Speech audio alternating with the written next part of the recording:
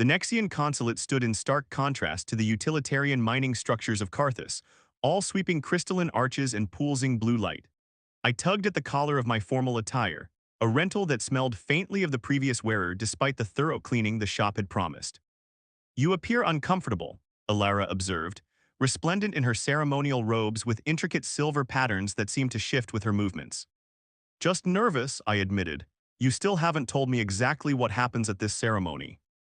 We stood in an antechamber, waiting to be announced. Tholian had escorted us, then disappeared with a formal bow and what I now recognized as a look of approval.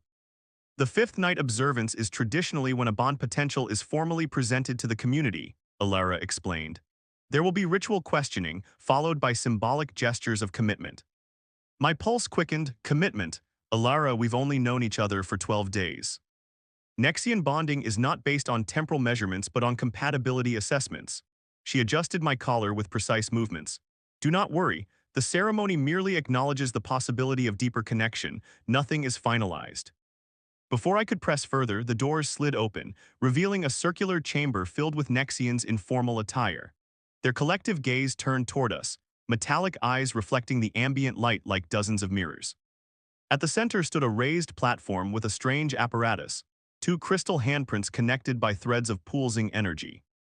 "The resonance measure," Alara whispered, guiding me forward. "It assesses bioenergetic compatibility between potential bondmates." A distinguished Nexian stepped forward. "Alara Vexthalin presents Miguel Alvarez of Earth as bond potential. The community gathers to witness the fifth night observance." Murmurs rippled through the assembly. I caught fragments. "Human, unprecedented, diplomatic implications." The official continued. "The Cultural Immersion Initiative concludes with this demonstration of cross-species bonding potential. Alara Vexthalin will present her findings following the resonance measure." I froze. "Wait, this is your research presentation." Alara's expression remained serene, but I detected tension in her posture. "A formality. The scientific assessment and the cultural ceremony have been combined for efficiency." Before I could process this, we were ushered to the platform. The assembled Nexians fell silent as Alara placed her hand on one crystal print. She nodded for me to do the same. "The resonance measure will assess your fundamental compatibility," she explained quietly. "It is typically a formality. Most pairs show minimal resonance but sufficient compatibility for social bonding." I hesitated. "And if we don't?" Something vulnerable flickered in her metallic eyes. "Then both my research and our personal exploration would be deemed unsuccessful." With a deep breath, I placed my hand on the crystal. Immediately, warmth spread up my arm, not unpleasant but strange. The energy threads between our handprints began to pulse faster, changing from blue to violet to a brilliant gold. Gasps erupted from the assembly. Alara's eyes widened, genuine surprise breaking through her composed exterior. "What's happening?" I whispered. "Impossible," she breathed. "Full resonance. It has never been recorded between different species." The official stepped forward, visibly shaken. "The resonance measure confirms highest compatibility. The human Miguel Alvarez and Alara Vexthalin are declared bond-compatible at the primary level." The chamber erupted in voices. I caught Tholian's expression across the room, shock transforming into something like reverence. Alara's cool fingers entwined with mine as we stepped down from the platform. "This changes everything," she whispered. "My research, the diplomatic protocols, the possibilities between our species." "And us?" I asked, suddenly afraid of her answer. "Was this just for your research?" Her free hand came up to touch my cheek. "The research was the beginning. What happens now?" For the first time, I saw uncertainty in her metallic gaze. "That is for us to determine beyond protocol or experiment." Around us, the assembly buzzed with excitement and confusion. But in that moment, the only data point that mattered was the feel of her hand in mine, cool to the touch, but warming with each passing second. 3 months after the resonance ceremony, I stood on the observation deck of the Interplanetary Exchange headquarters on Earth, watching shuttle traffic weave through the evening sky. My internship on Carthus had ended weeks ago, bringing me back to familiar gravity and comfortable temperatures, and separating me from Alara. "Engineer Alvarez," a human aide approached. "The Nexian delegation has arrived." My heart raced as I followed her through the gleaming corridors to the diplomatic reception. The hall was filled with representatives from a dozen worlds, but my eyes sought only one. I found her standing near the central fountain, taller than most beings present, her blue skin luminescent under Earth lighting. As if sensing my presence, Alara turned, those metallic eyes finding mine instantly across the crowded space. She wore formal Earth attire, a concession to human diplomatic custom that somehow enhanced rather than diminished her alien beauty. I made my way to her side, conscious of the curious glances from both humans and non-humans alike. Miguel, she said, my name carrying that unique musical quality in her voice. Earth's atmosphere agrees with you. I miss the cold sometimes, I admitted with a smile, never thought I'd say that. A subtle curve of her lips, what I now recognized as her version of amusement. We adapt in unexpected ways.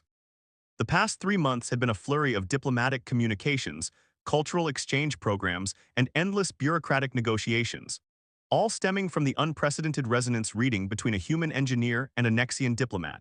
What began as Alara's simple research project had evolved into the cornerstone of a new interspecies understanding. The thermal regulation protocol has been formally adopted, she informed me, referencing the diplomatic framework that had grown from our unusual meeting. 6 more human Nexian pairings have begun cultural exchange immersions. Are any of them sharing beds yet? I teased quietly. That particular methodology remains unique to our case study, she replied, her tone serious but eyes betraying a hint of mischief I'd come to recognize. A gentle chime signaled the beginning of the formal proceedings. We took our places at the designated table as Earth's Secretary of Interplanetary Relations approached the podium. Today marks a historic step in human-Nexian relations, she began. What began as a simple cultural immersion experiment has blossomed into the most comprehensive interspecies exchange program in Earth's diplomatic history. Under the table, Ilara's cool fingers found mine. And none of it would have been possible without the unique bond formed between engineer Miguel Alvarez and diplomatic attaché Ilara Vexthalen, whose personal journey across cultural boundaries has become a template for mutual understanding. Applause filled the hall. I squeezed Ilara's hand gently. I received my new assignment, she whispered, Earth's northern continent permanent diplomatic posting. My breath caught, you're staying. With certain conditions, she replied, suitable thermal accommodations will be required. I think I can help with that, I said, unable to suppress my smile. Later, as the formal reception transitioned to mingling, we slipped away to the quiet of the observation deck. Earth's moon cast silver light across Ilara's features as she gazed at the unfamiliar constellations. When I climbed into your bed that night, she said thoughtfully, I had calculated 17 possible outcomes. None included this. Standing on Earth or changing interstellar diplomatic protocols. Being unable to regulate my emotional responses to your absence, she clarified, turning to face me. Nexians do not typically experience attachment distress. I stepped closer. Is that your scientific way of saying you missed me? It is my way of saying that some experiments yield unexpected results. Her cool hand came up to rest against my cheek. The data suggests our resonance is not temporary. I leaned into her touch. And what does the diplomat recommend as next steps? The diplomat recommends continued close observation, she murmured, closing the distance between us. The woman suggests something less formal. When her cool lips met mine under Earth's sky, it felt like coming home, to a place I'd never been before but somehow had always been heading toward. Different temperatures, different worlds, different biology, all balanced in a new equilibrium that defied prediction but felt undeniably right. I still need your warmth at night, she whispered against my lips. Good thing I generate excess thermal energy, I replied, pulling her closer into our perfectly imperfect balance. Retry Claude can make mistakes. Please double-check responses.